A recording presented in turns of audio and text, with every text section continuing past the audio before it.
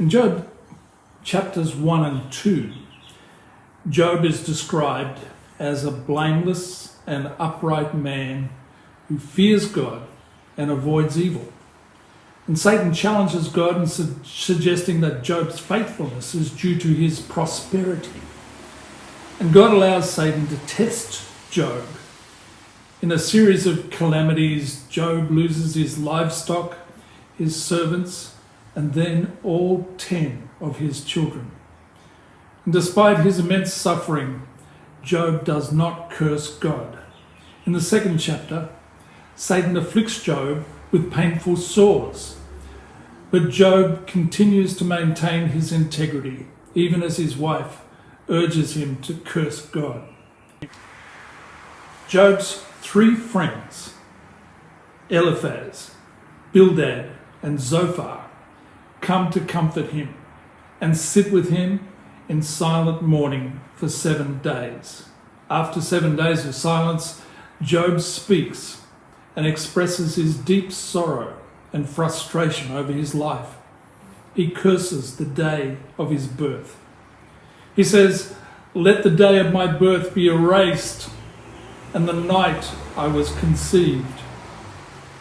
Job wishes he'd never been born, asking for that day to be forgotten. Let that day be turned to darkness. Let it be lost even to God on high, and let no light shine on it.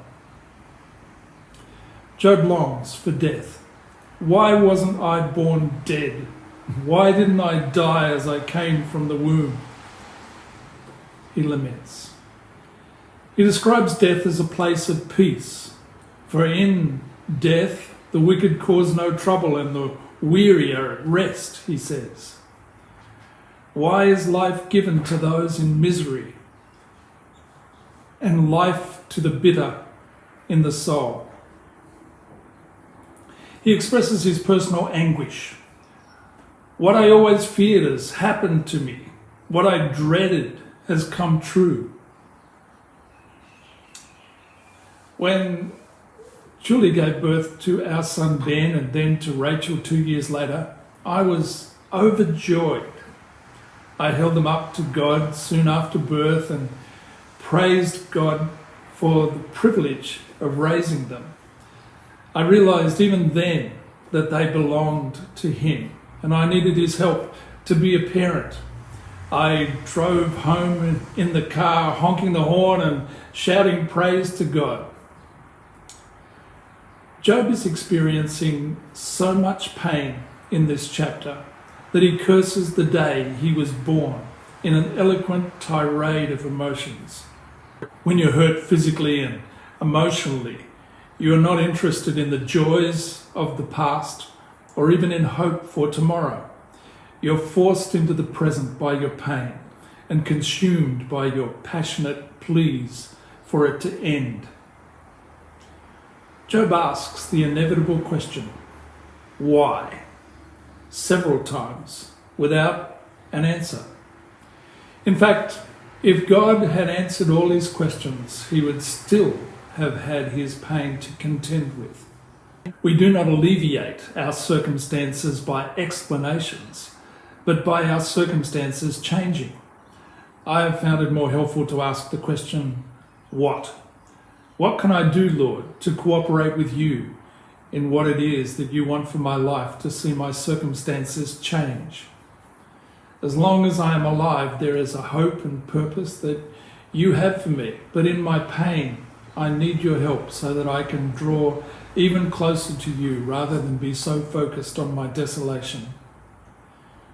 What needs to happen, Lord, so that I can do this? I have been driven to the point of wanting death, Lord, to the place where it seems like death would provide respite for my pain.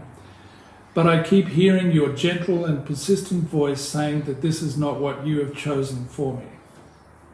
In Job chapter 4, Eliphaz the Temanite responds to Job's lament, suggesting that suffering doesn't happen to the innocent without cause. Eliphaz acknowledges Job's goodness. He says, "In the past you have encouraged many people. You have strengthened those who were weak. He points out Job's previous ability to uplift others. Your words have supported those who were falling. You encouraged those with shaky knees. But now Eliphaz questions Job's reaction. He challenges Job's current despair. But now, when trouble strikes, you lose heart. You are terrified when it touches you. Eliphaz suggests that the innocent do not suffer. Stop and think. Do the innocent die?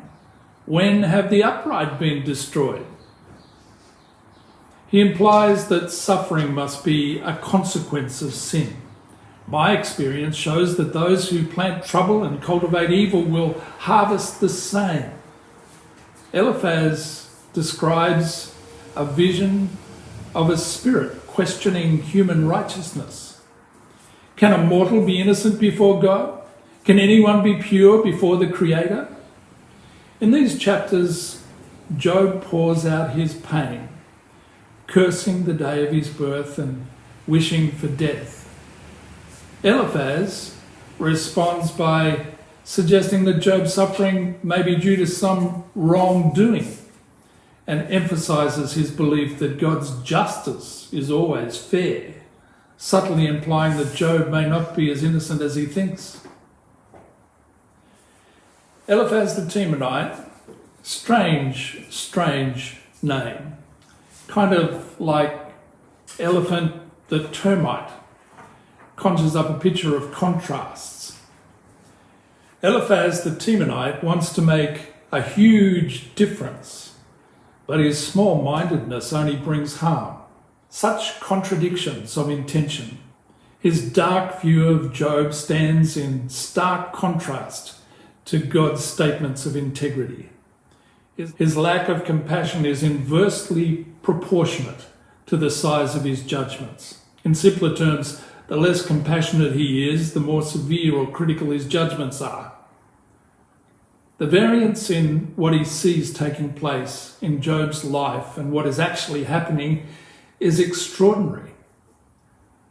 So I found it helpful to me to describe this conversation in terms of an elephant and a termite. Eliphaz, the Temanite.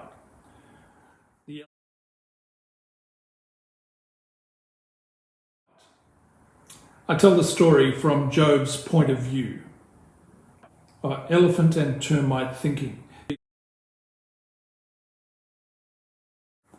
I was aware of the elephant standing in the shadows long before I actually saw it. Its distinctive shape and enormous size could not be disguised, though its dark shades of grey blended in with the early mist of the morning.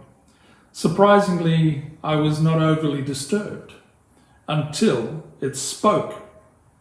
There are some rather weighty matters I have to discuss with you, it said, as it began to stumble heavily towards me. There were no restraints, and so I stepped back a little. Do the innocent die, it said. I could pound you into the dust, snap life from you as easily as a moth. Alive 1 minute, dead the next. Gone forever, without a trace. Like circus tents are pulled and the tent collapses. You could die in ignorance right here, but you need not be afraid of me, only of God. Its analogies didn't help alleviate the onset of panic.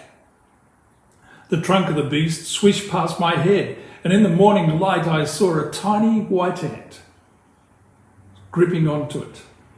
It too looked at me with accusing eyes that seemed to want to eat at my character. They make a good team. Having made their lofty assumptions, they sought to do great damage with their small thinking. In the ensuing conversation, I found the elephant to be big on blame, the termite small on praise. The elephant boundless in discouragement, the termite limited in reassurance. The elephant heaped heavy burdens of guilt upon me, and the termite had such little understanding of my innocence. A maximum interpretation of my situation coupled with minimum appreciation of my pain.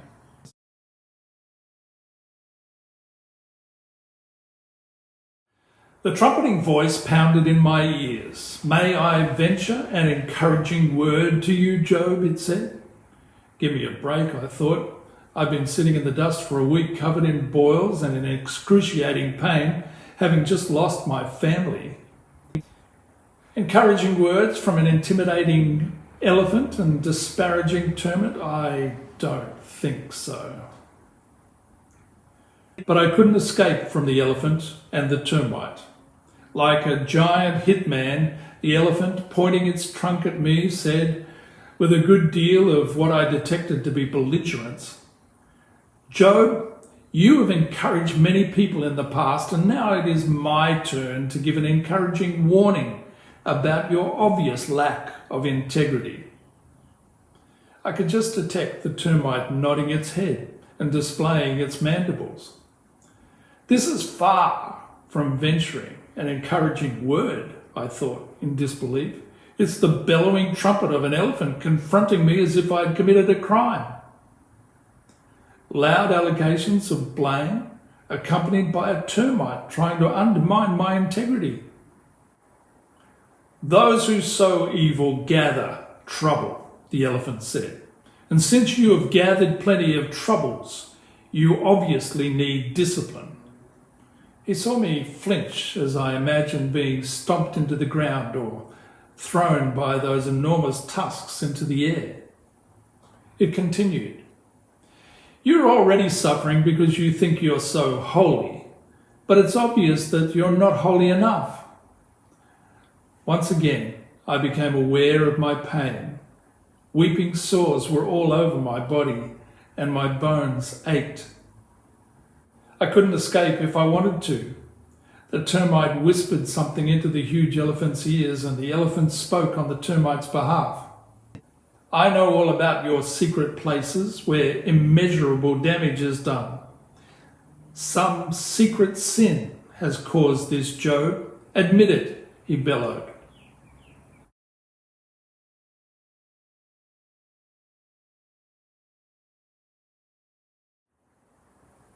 The hair stood up on my arm.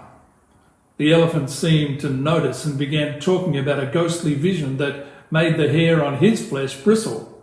"What hair? What's this about? This is different and all a bit weird. We are getting into horror movie images here." The elephant spoke of seeing a form and also hearing a voice say, "Can a mortal be innocent before God? Can anyone be pure before the Creator?" As far as the elephant is concerned, everyone falls short of God's glory. None are righteous, no, not one, from largest to smallest. Well, he's right, I thought. We can't hope ever to match God in our own integrity. God goes so way beyond us that we all fall short. And that's why we need the righteousness of the mediator God in our lives.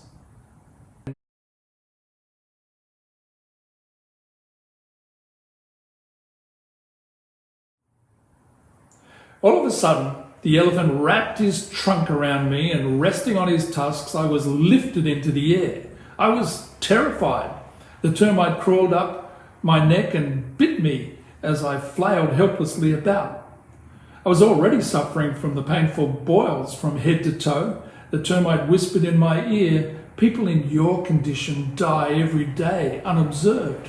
No one even notices they are gone." So encouraging, not. How are his biting termite-like arguments relevant in bringing answers to my hurts? I was thrown roughly back into the dust, crying out to God in my pain. The elephant's advice was without sensitivity. I would seek God and would place my cause before God. Nothing wrong with that advice, but he went on to say, "You are being disciplined by God because of your sin, so admit it. strong, powerful tusks of accusation based on feeble-minded generalizations.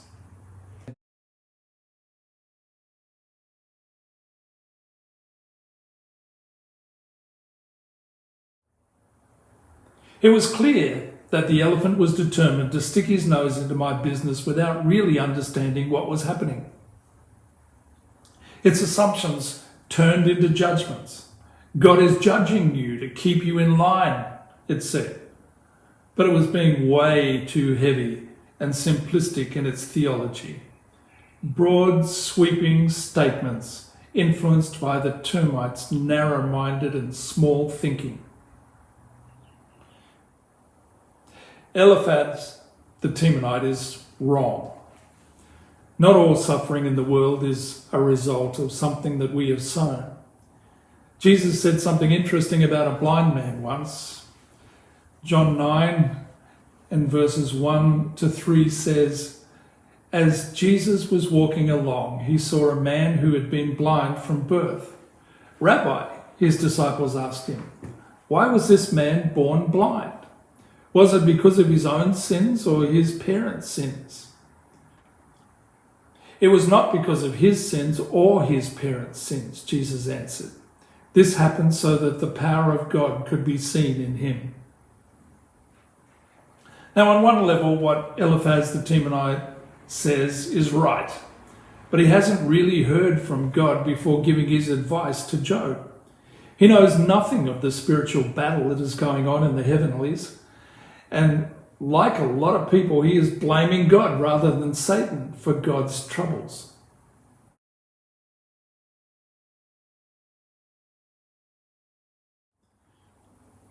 Eliphaz says that people who are not under discipline don't go through what Job is experiencing. Apparently, righteous people don't get sick or have any suffering in their lives. Get a life. That's not true. God allowed a righteous man called Job to get sick at the hand of Satan. It wouldn't last, but Job didn't know that.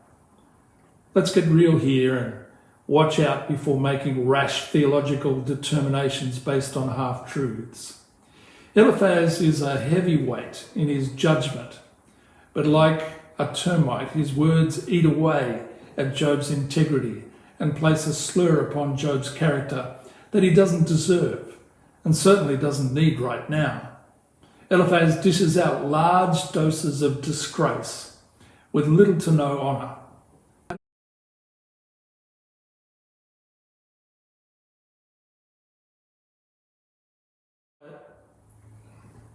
When he first arrived, Eliphaz the Temanite was silent for a week. Would have been better if Eliphaz had kept quiet for another week, but he can't help himself. Ever had a friend like that? Well-meaning, but with a big mouth, quick to judge and very little by way of compassion? Such friends provide immense hindrance to healing and give minute help in seeking God. James 1:19 says, "Understand this, my dear brothers and sisters. You must all be quick to listen, slow to speak, and slow to get angry." A huge part of an effective conversation is an ability to listen. If I am to be an effective listener, I will be interested and responsive, understanding and patient, non-judgmental and sensitive, open and supportive, loving and prayerful in my support. And Lord, I need your help for that today. The invitation of Job 4 is to speak words of life, not judgment, to those who are hurting today. Lord, forgive us when we blame you for things without really understanding the spiritual conflict going on around us.